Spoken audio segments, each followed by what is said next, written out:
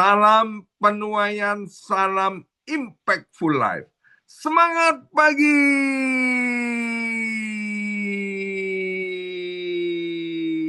Hidup berdampak, jadi berkat. Ya, apa kabarnya Bapak Ibu sekalian semuanya? Ya, senang sekali hari ini boleh bersama-sama kembali dengan Bapak Ibu semuanya. Saya percaya kita terus dicintai, dikasihi, dijagai, dan dipelihara Tuhan dengan sempurna. Ya. Dan hari ini saya akan berbagi dengan Bapak Ibu sekalian seperti tema atau subtema gereja kita untuk bulan Februari, yaitu membangun komunitas yang sehat. Saya beri judul renungan pagi ini adalah dari yang biasa-biasa saja menjadi luar biasa. Kalau temanya membangun komunitas yang sehat, berarti ada komunitas yang tidak sehat. Nah, Bapak Ibu sekalian, kalau kita berada di dalam komunitas yang sehat, seperti kata Alkitab, katakan dari buahnya kita tahu pohonnya. Komunitas yang sehat itu akan membentuk, akan menghasilkan orang-orang yang biasa itu menjadi luar biasa. Ayat emas kita untuk bulan Februari diambil dari kitab Amsal pasal 27 ayat 17. Ya, Amsal 27 ayat 17. Ayat ini sangat terkenal, bunyinya demikian. Besi menajamkan besi, orang menajamkan sesamanya. Bapak Ibu yang dikasihi oleh Tuhan, manusia, kita ini diciptakan oleh Tuhan bukan untuk hidup sendirian. Seperti yang ditulis di dalam kitab Kejadian, Tuhan sendiri berkata, tidak baik kalau manusia itu seorang diri saja. Bapak Ibu semuanya, kita ini diciptakan untuk saling terhubung, saling peduli, dan saling menopang satu dengan yang lain. Demikian juga iman. Iman itu tidak dirancang untuk dijalani sendirian. Iman bukan hanya soal hubungan pribadi dengan Tuhan, tapi juga soal hubungan yang sehat antara sesama manusia dan juga sesama orang yang percaya. Dan pertumbuhan serta kedewasaan rohani itu tidak pernah terjadi di dalam isolasi. Kedewasaan rohani lahir dari kebersamaan, dari saling menggesek, saling menegur, saling mendoakan, saling menguatkan, dan saling membangun. Itulah sebabnya kita tidak bisa bertumbuh sendirian. Orang yang berjalan sendiri itu mudah lelah. Orang yang berjalan sendiri mudah jatuh. Orang yang berjalan sendiri mudah tersesat. Tetapi orang yang berjalan bersama komunitas yang sehat akan dikuatkan saat dia lemah, akan diingatkan saat dia salah, dan akan diberi semangat atau disemangati saat hampir menyerah. Ya, minggu lalu gembala senior kita Pastor Lukas Kusuma menyampaikan firman-Nya dengan sebuah ilustrasi yang sangat bagus sekali, yaitu ada pohon yang rindang itu kalau ada di padang sendirian, waktu musim kering dan panas itu tiba, maka pohon yang hidup sendirian meskipun itu besar kelihatannya kokoh, maka dia akan mudah kering dan mati.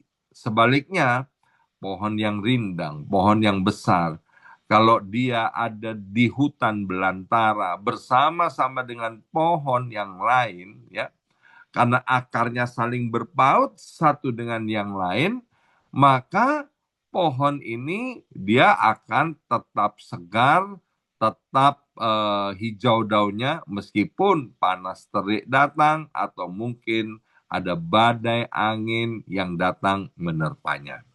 Nah, Bapak Ibu sekalian, itulah rancangan Tuhan sejak semula. Kita akan kuat kalau kita bersama-sama. Kita akan menjadi dewasa bersama dan kita akan menang bersama-sama di dalam Kristus. Saya amati banyak orang datang ke gereja, ikut pelayanan, dan kemudian dari gereja dia pulang, tapi hidupnya tetap sama, tidak ada perubahan. Masalahnya bukan karena kurang firman, bukan kurang doa, bukan kurang ibadah. Masalahnya orang ini tidak mau mengalami yang namanya gesekan. Nah, Amsal tadi mengajarkan bahwa Tuhan itu memakai hubungan antar manusia untuk membentuk karakter, iman, dan kualitas hidup kita masing-masing. Seperti besi, menjadi tajam karena bergesekan dengan besi lain. Manusia menjadi lebih baik karena bergesekan, karena punya interaksi dengan sesamanya, ya.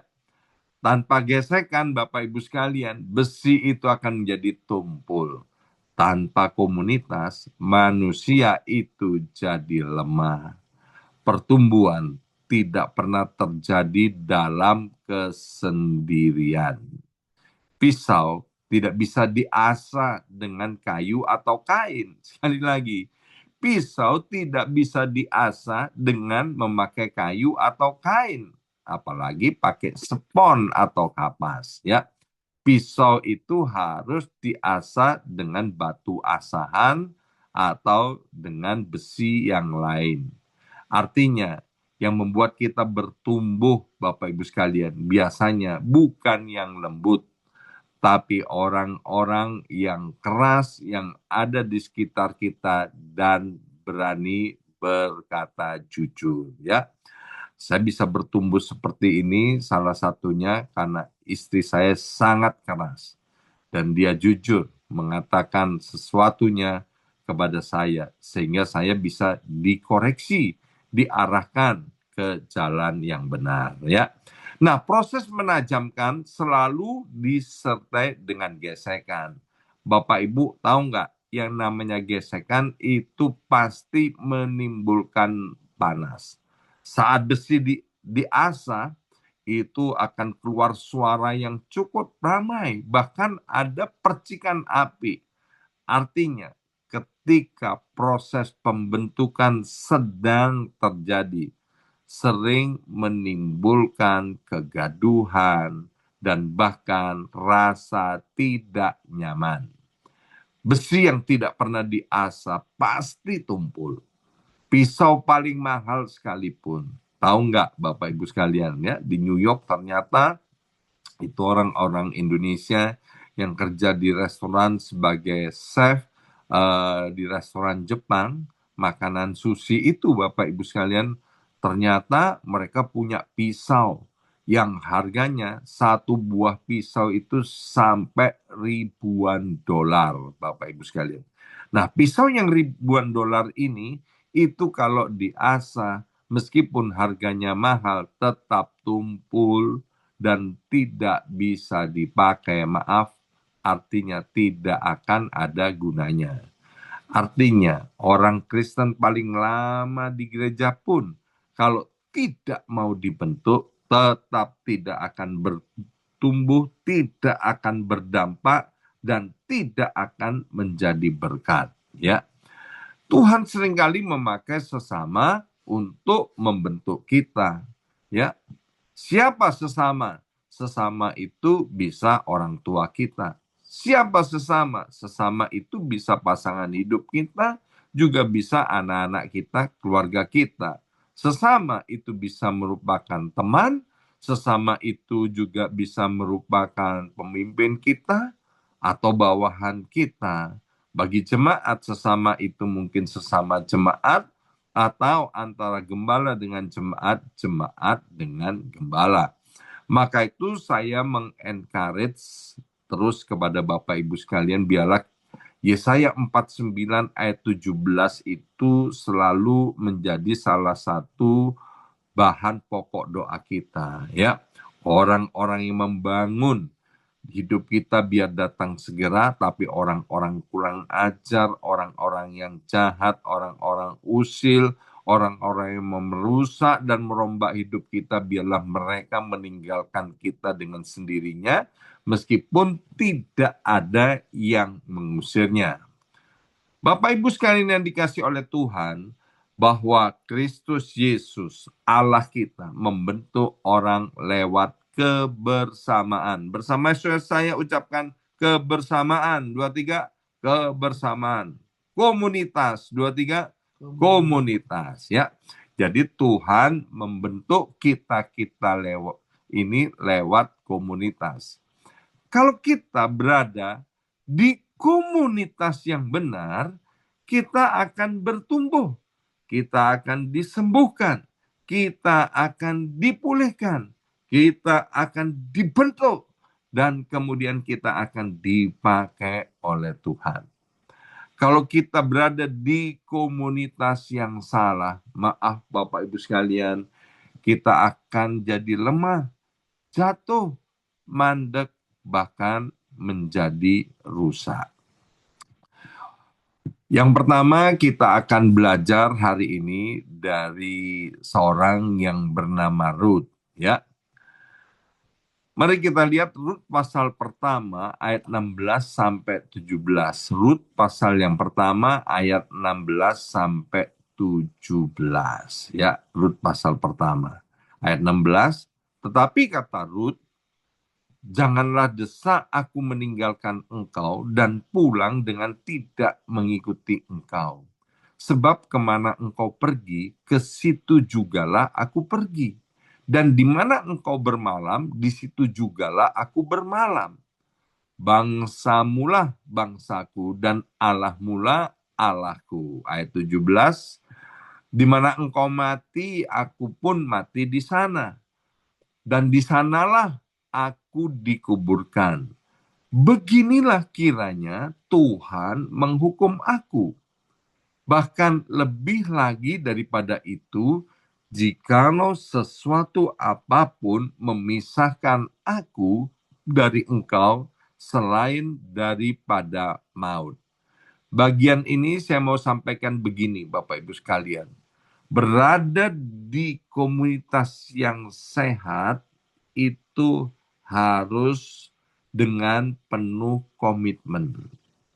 Dilakukan dengan kesetiaan. Sekali lagi, berada di komunitas yang sehat itu harus dilakukan dengan penuh komitmen dan kesetiaan. Bukan karena perasaan, ya. Bukan karena perasaan.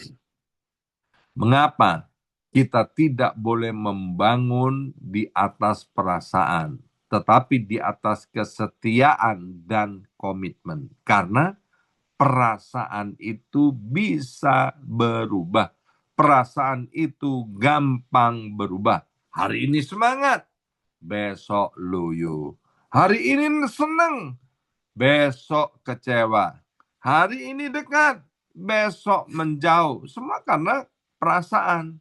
Tapi komitmen membuat kita tetap setia, bahkan saat perasaan tidak mendukung.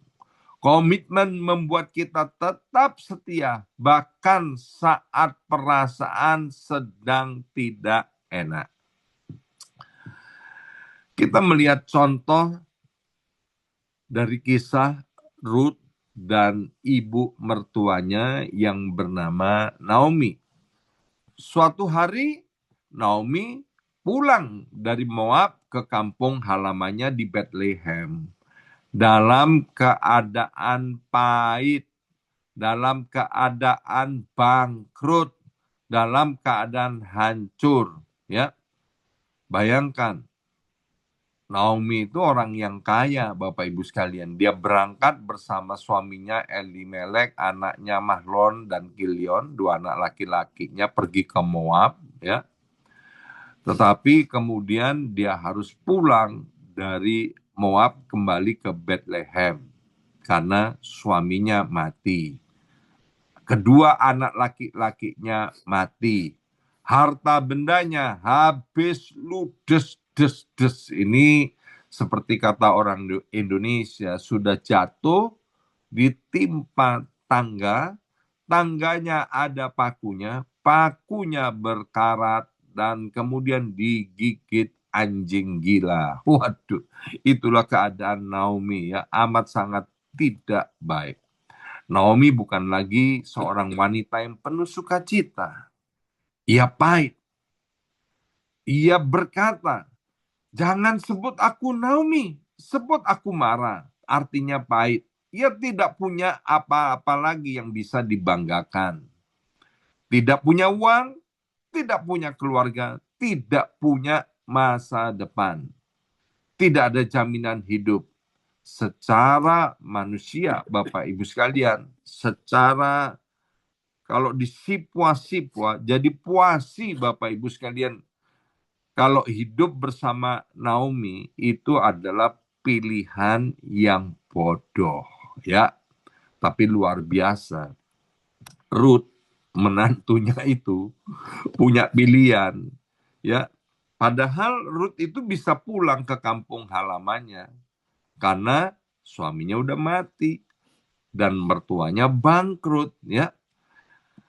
Ruth bisa kembali ke keluarganya untuk memulai hidup yang baru, cari masa depan yang lebih baik.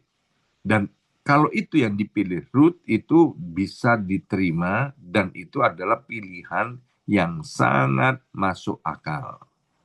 Tapi Ruth melakukan sesuatu yang luar biasa. Ia berdiri di depan Naomi, ibu mertuanya, dan berkata, Mama, ibu mertua, kemana mama pergi, aku pergi. Di mana mama tinggal, aku akan tinggal. Bangsanya mama itu adalah bangsaku. Allahnya mama adalah Allahku.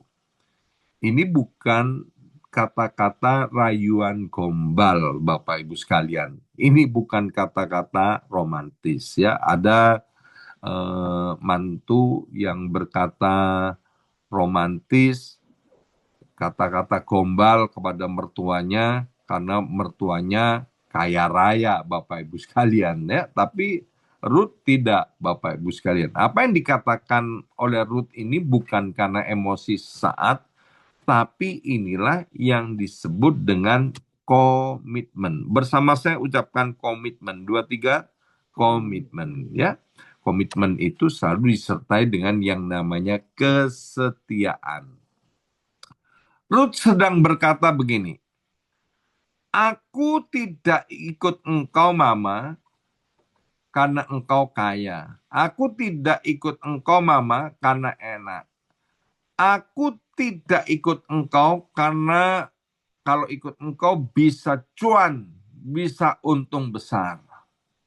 Tapi aku ikut engkau mama karena aku komitmen. Dan komitmen itu akan aku buktikan dengan kesetiaan. Jadi Ruth memilih tetap hidup bersama Naomi meskipun situasinya tidak mendukung dan tidak nyaman.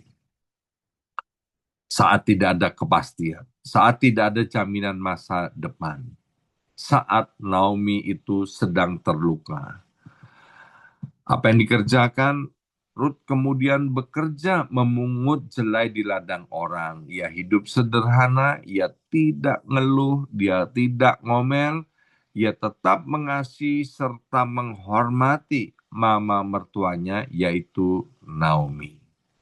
Dia bekerja untuk dimakan sendiri dan juga untuk diberikan kepada ibu mertuanya. Dan yang luar biasa, ibu mertuanya yaitu Naomi membimbing Ruth ini dengan kasih dan hikmat. Mereka berdua saling menopang, mereka saling menguatkan, mereka saling menajamkan. Itulah yang disebut komunitas yang sehat, ya. Tuhan melihat kesetiaan Rut, Bapak Ibu sekalian. Tuhan tidak membiarkannya sia-sia. Kemudian Tuhan mempertemukan Rut dengan Boas, dan akhirnya Tuhan memberkati wanita dan pria ini. Mereka menjadi pasangan suami istri, dan hidup Rut dipulihkan. Dan yang luar biasa, Rut itu masuk dalam garis keturunan juru selamat kita, yaitu Tuhan Yesus Kristus. Dari seorang janda asing yang miskin, menjadi bagian dari rencana keselamatan dunia. Semua dimulai dari satu keputusan tetap setia dalam komunitas. Bukan karena perasaan, tapi karena komitmen. Bapak Ibu yang dikasihi oleh Tuhan, banyak orang hari ini berkata, saya ikut kamu, saya ikut dalam komunitas ini kalau nyaman, kalau cocok, kalau enak. Ya, begitu tidak nyaman, begitu tidak enak, begitu ada gesekan, maka kemudian mereka pergi. Ya, mereka kemudian jadi mundur, Bapak Ibu sekalian, secara teratur. Tapi orang-orang yang dipakai Tuhan adalah orang-orang yang mau setia di dalam proses. Seperti Rut, ia tidak sempurna, Bapak Ibu sekalian. Ia tidak kaya, ia tidak hebat, tapi Rut itu setia. Rut contoh orang yang biasa saja menjadi luar biasa. Karena Rut berkata, aku tetap di sini, aku tetap mendukungmu mama mertua, aku tetap mengasihi engkau meskipun engkau miskin dan tidak punya masa depan. Aku tetap mau melayani, bukan karena suasana, bukan karena perasaan, tapi karena Tuhan. Bapak Ibu yang dikasih oleh Tuhan, kisah Rut dan Naomi seolah-olah semuanya berjalan indah. Padahal pasti ada banyak gesekan di antara mereka. Bayangkan, hidup bersama ibu mertua yang sedang pahit, sedang kecewa, sedang terluka, sedang marah pada hidupnya, sedang penuh ketidakpastian, dan itu tidak gampang, Bapak Ibu sekalian. Pasti ada hari-hari di mana Naomi mengeluh, bersungut-sungut, mengeluhkan nasibnya, dan mungkin tanpa sadar Naomi melukai hati Rut. Pasti ada hari-hari di mana Rut lelah, capek, ingin menyerah, ingin pulang, ingin berkata cukup mama, ya aku pulang aja. Tapi Rut tidak melakukan seperti itu. Karena besi menajamkan besi tidak terjadi satu kali. Terjadi berkali-kali. Sekali lagi, besi menajamkan besi tidak terjadi satu kali, tapi terjadi berkali-kali. Setiap gesekan itu akan membentuk. Setiap konflik akan mendewasakan. Setiap perbedaan akan memurnikan hati. Rut dan Naomi bertumbuh lewat proses. Rut yang nothing kemudian menjadi something. Nobody menjadi somebody. Orang yang gak ada artinya, orang yang biasa-biasa menjadi orang yang luar biasa. Saya berdoa, biarlah di tahun 2026 ini Bapak Ibu semuanya dipakai oleh Tuhan menjadi orang-orang yang luar biasa, orang-orang yang hebat, karena ada di komunitas yang sehat dengan penuh komitmen dan kesetiaan. Amin.